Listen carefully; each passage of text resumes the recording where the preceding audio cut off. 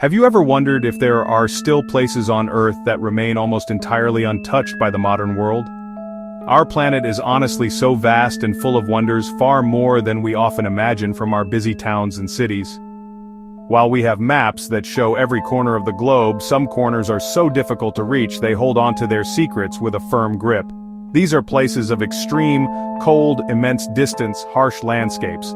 Getting to them requires long journeys and a spirit of adventure, which is why they remain so pristine and mysterious. They are living, breathing ecosystems with unique rules. Sometimes small groups of people have made these remote places their homes. Exploring these places through words and pictures lets us appreciate the diversity of life and the sheer power of nature. Imagine a place so far from any other land its nearest neighbors are astronauts in space, or a town where winter temperatures are so low, your eyelashes can freeze solid in an instant. These aren't sci-fi scenes, they're real locations on Earth, each with an incredible tale to tell. We'll travel from the world's most isolated inhabited island to the driest desert on the planet. In the middle of the vast South Atlantic Ocean lies a tiny speck of land called Tristan da Cunha. It is famous for being the most remote inhabited island in the entire world. Africa is over 2,800 kilometers away. There is no airport here. The only way in is by sea. It takes more than a week aboard a fishing vessel or a cargo vessel from South Africa. The community has fewer than 300 people. Most are descended from 19th century settlers. Everyone knows everyone. They share just a handful of surnames. Islanders are largely self-sufficient, farming potatoes and fishing rock lobster, their main income. The wildlife is special, shaped by isolation. The islands breed millions of seabirds, rockhopper penguins with spiky yellow crests. But one event nearly broke this balance. In 1961 the volcano erupted. The population evacuated to England. They spent 2 years away. Most chose to return and rebuild from the ashes. Islanders have faced volcanic eruptions, harsh storms, and constant isolation. Small gene pool effects like asthma are common, yet their way of life endures. They guard a tiny, nature-connected part of our planet. A reminder that humans can thrive in the most secluded corners, finding strength not in numbers, but in their bond with each other and the wild world around them. Deep within the heart of Siberia in a remote region of Russia lies a small town called Oymyakon. This place holds a chilling record. It is the coldest permanently inhabited place on Earth. Winter here is not just cold, it is a force of nature. Temperatures regularly plummet to -50 degrees Celsius. The journey to Oymyakon is long and difficult. You travel along a treacherous road known as the Road of Bones. Living in such extreme cold requires incredible adaptation. People wear layers of fur. Cars must be left running for hours, sometimes all day. If someone wears glasses outside, they can freeze to their face. Pens stop working because the ink freezes. Batteries lose their power almost instantly. The ground is permanently frozen. Permafrost. That makes it impossible to dig graves. Despite these hardships, about 500 people call Oymyakon home. They are mostly indigenous Yakut people and Russians. They survive by ice fishing, raising reindeer, and raising hardy Yakutian horses. The horses have long, thick coats. The name Oymyakon ironically means non-freezing water. It's a reference to a nearby thermal spring that stays liquid in winter, vital for reindeer. One unusual story is about the local school. It only closes if temperatures drop below -55 degrees Celsius. Children here play outside in conditions that would send most people indoors. This extreme resilience shows human adaptability. Oymyakon is more than a cold spot on the map. It's a living example of life carving out existence at the edge of what's possible. Floating in the Indian Ocean, about 380 kilometers south of Yemen, lies a group of 4 islands known as the Socotra Archipelago. So isolated it looks as though it belongs on another planet. Its long separation from mainland Africa has allowed nature to conduct a unique experiment in evolution. The journey here is not easy. Political instability in the region and limited flights make it one of the most difficult places for travelers to visit. The landscape of Socotra is truly otherworldly. The most famous resident is the dragon's blood tree, dark red sap oozing from the trunk, once thought to be dragon's blood and used for medicine and dye for centuries. Another strange plant is the desert rose, the bottle tree with a swollen trunk built to store water. Walking through the forest feels like stepping back in time or into a fantasy novel.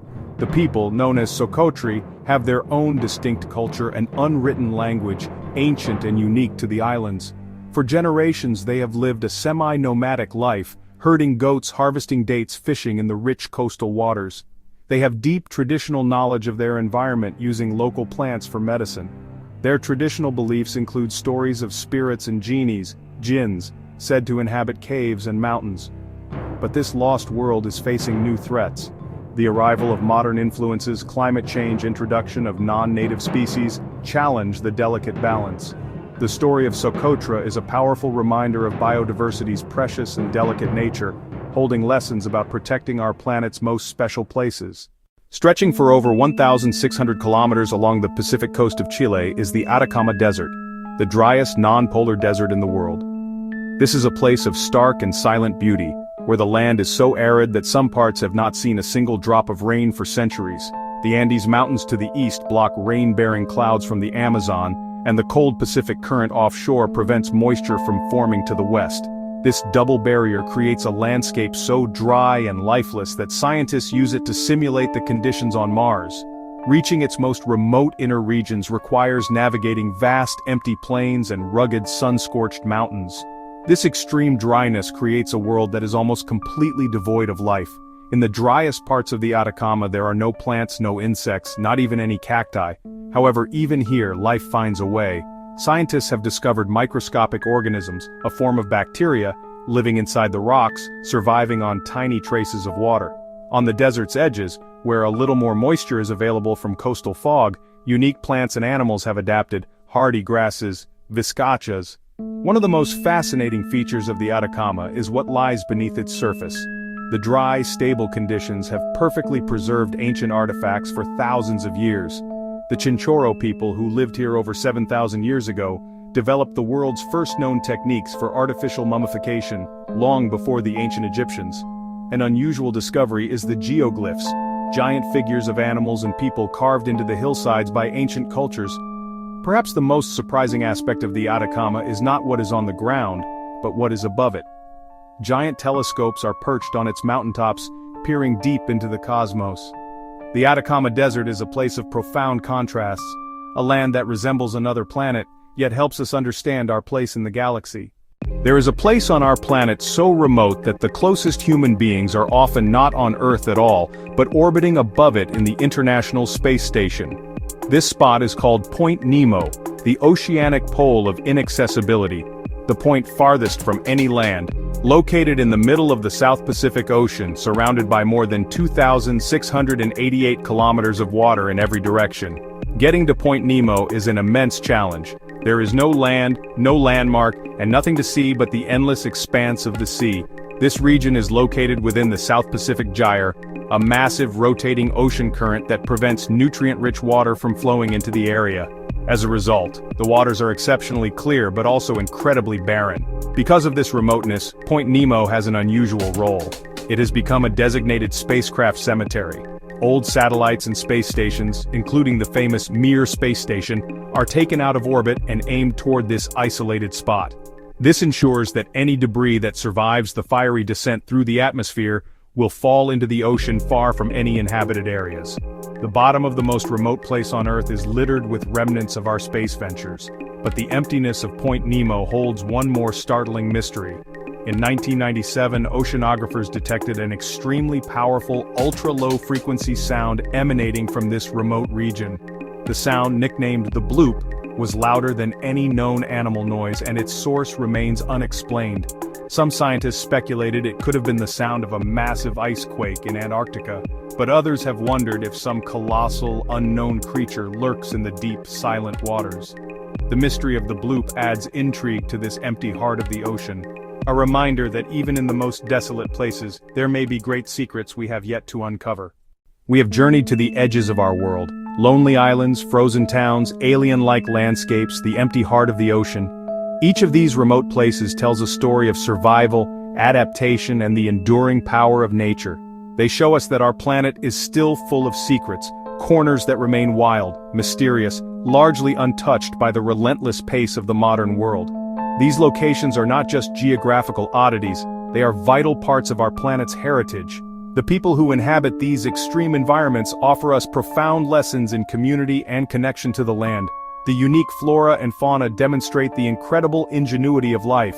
These hidden worlds are a testament to the sheer diversity of our planet, a diversity that is both beautiful and incredibly fragile. They are natural laboratories where the processes of evolution and geology unfold on a grand scale, far from human interference. The mysteries they hold, like the geoglyphs of the Atacama or the unexplained bloop of Point Nemo, spark our curiosity and drive us to ask deeper questions. They remind us that there is still so much left to discover. But perhaps the greatest remaining mystery is not found in any one of these locations, but deep beneath the ice of Antarctica. Buried under nearly 4 kilometers of solid ice is Lake Vostok, a massive freshwater lake that has been sealed off from the rest of the world for at least 15 million years. What kind of life, if any, could exist in this dark, cold, and isolated world? Scientists have drilled deep into the ice, finding hints of microbial life, but the lake itself remains unexplored. This hidden world under the ice may be Earth's last truly unknown frontier, a place that could hold life forms unlike anything we have ever seen before. Our planet still holds infinite wonders waiting to be discovered, understood, and protected for future generations.